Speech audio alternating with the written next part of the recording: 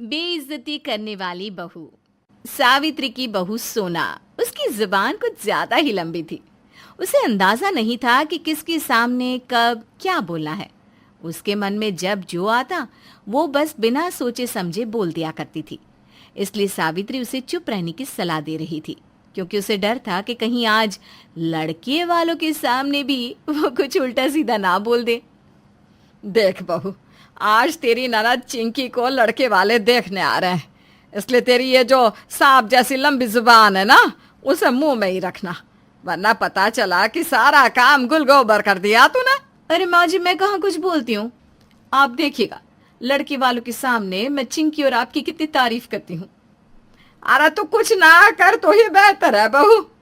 जा चल, अब लड़के वालों के लिए नाश्ता और मिठाई की तैयारी कर दे। अच्छे से सब कुछ बनाना, समझी? ठीक है माँ जी, फिक्र मत कीजिए।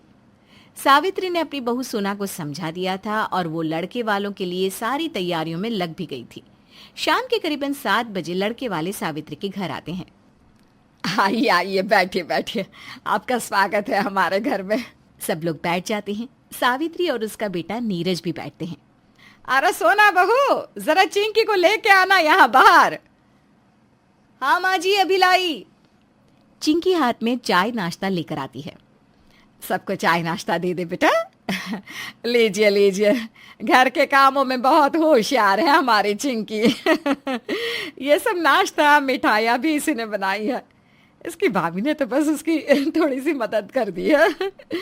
हाँ हाँ, मैंने समोसे, हलवा और कचौड़ी तो बना भी ली थी जब ये सुबह 11 बजे उठ के आई ना तब।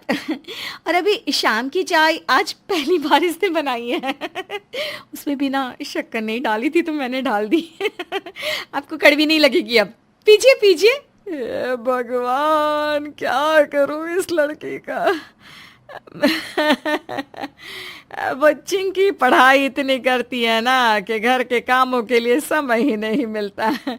बड़ी होशियार है पढ़ाई में हमारी चिंकी। हाँ। अरे कहाँ माँ जी, पढ़ाई में तो इसका दिल ही नहीं लगता। सारा दिन इंस्टाग्राम पर रील्स देखती रहती है। मुश्किल से नकल करके तो कॉलेज की पढ़ाई पूरी की है उसने। इसे तो ना हमेशा से ही बस शादी ही करनी थी। सुना, तुम जाओ, किचन में काम है ना। हाँ, ये बात तो सही है। वैसे भी ना घर का काम तो मैं ही करती हूँ। माँ जी और चिंकी तो बस हुक्म ही चलाती है। जाती हूँ मैं। अरे कहाँ से ले आया है तू इसे नीरज, सबके सामने हमारी बेइज्जती करा दी। लड़के वालों के सामने सोना की बातों से चिंकी का इंप्रेशन कम हो गया और लड़के वालों ने रिश्ते से मना कर दिया, जिससे सावित्री और चिंकी सोना पर बहुत ज्यादा गुस्सा थी। भाभी, आप चुप नहीं रह सकती थी, क्या जरूरत थी इतना सब बोलने की। अरे मैंने तो कुछ कहा भी नहीं है। मैंने कहा कि तुम 12 बजे से पहले उठती नहीं। मैंने उन्हें ये भी नहीं बताया कि तुम्हें गर्म पानी करने के लिए भी एक और इंसान की मदद की जरूरत पड़ती है। अरे मैंने तो उन्हें ये भी नहीं कहा कि तुम इतनी आलसी हो कि कभी कभी नहाती भी नहीं हो। बोलिए ना माँ जी, मैंने ऐसा कुछ भी कहा क्या? नहीं कहा ना। माँ, तुम ही झेलो अपनी बहू को। कर दिया ना नाराज उसे। देख, अरे क्यों करती है तू ये सब। अरे कोई नहीं माँ जी, अभी कमरे में जाकर पिज्जा मंगवाएगी और सहेलियों से फोन पे बात करेगी ना तो ठीक हो जाएगी। भगवान, क्या करूं मैं तेरा। चलिए सब छोड़, शाम को पड़ोस वाली मंगला के घर जाना है। उसको पोता हुआ है तो दोनों चलेंगे, ठीक है? बच्चे को शगुन भी दे आएंगे। ठीक है माँ जी। शाम को सोना और सावित्री पास वाली मंगला काकी के घर आते हैं, जहाँ 2 और पड़ोस की औरतें भी खड़ी थी। अरे तुम दोनों भी यहाँ हो? हाँ, हमने सोचा हम भी मंगला को पोती की बधाई दे दें और शगुन भी। अच्छा चलो, अच्छा है, सब साथ में ही आ गए। ला मंगला, जरा मुन्ने को हाथ में दे, देखो तो सही इसका प्यारा सा मुखड़ा। क्या माँ जी, आप भी ना? अभी तो आप कह रही थी कि मुन्ने का चेहरा भी बिल्कुल मंगला काकी की तरह अमावस्या का चांद है। अरे क्या मजाक कर रही है बहू। मैंने कब कहा। बिल्कुल पगली है ये भी, सच में। सावित्री की दोनों पड़ोसन आपस में हंसने लगती है। मंगला, ये ले मुन्ने का शगुन। कितना दिया है शगुन में? सावित्री, मैंने और कमला ने तो 500-500 का शगुन दिया है। हाँ, तो मैंने भी अच्छा खासा ही शगुन डाला है। हाँ हाँ, माँ जी ने तो काफी अच्छा शगुन डाला है, सच में। कह रही थी मंगला ने मेरे बेटी की शादी में 100 रुपये ही दिए थे, तो उसे भी तो पता चले कि हम खानदानी रईस हैं। सावित्री की दोनों पड़ोसन कमला और गोदावरी हंसने लगती है और मंगला उसे गुस्से से देख रही थी। सत्यानाश हो तेरा बहू। वो वहां से बाहर आ जाती है बहू का हाथ पकड़कर। हाय रे मेरी फूटी किस्मत, जो नीरज ने तुझसे शादी कर ली। जब देखो सबके सामने मेरी नाक कटा देती है। चुप नहीं रह सकती क्या तू? माँ जी, मैं तो कुछ कहती भी नहीं हूँ, आप भी ना खामखा। सावित्री सर पर हाथ रख लेती है। सोना के मुंह फट होने के कारण कई बार सावित्री को शर्मिंदा होना पड़ता था, पर सावित्री के लाख समझाने पर भी सोना कहाँ समझने वाली थी। इसीलिए सावित्री ने एक दिन सोना की माँ को घर बुलाया कि वो उसे कुछ समझा सके। अब आप ही कुछ समझाइए बहन जी से।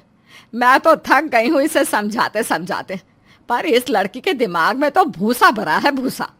सोना, क्यों परेशान कर रही है अपनी सास को?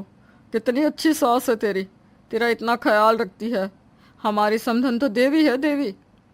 और नहीं तो क्या। देखा बहू, कुछ सीख अपनी माँ से। कितने अच्छे विचार हैं उनके मेरे बारे में। और एक तू है कि उनसे ही तो सीखा है। वही तो कहती हैं कि तेरी सास कुछ करती धरती तो है नहीं, बस बैठ के हुक्म चलाती है। ना खुद कुछ करती है, ना ही बेटी को कुछ सिखाया है। दोनों बस पानी में भैंस की तरह बैठी रहती हैं। ये क्या बोले जा रही है तू? सुनो, मैं आपको भैंस लगती हूँ समधन जी? अरे नहीं नहीं, सॉरी सॉरी, भैंस नहीं, मुझसे गलती हो गई बताने में।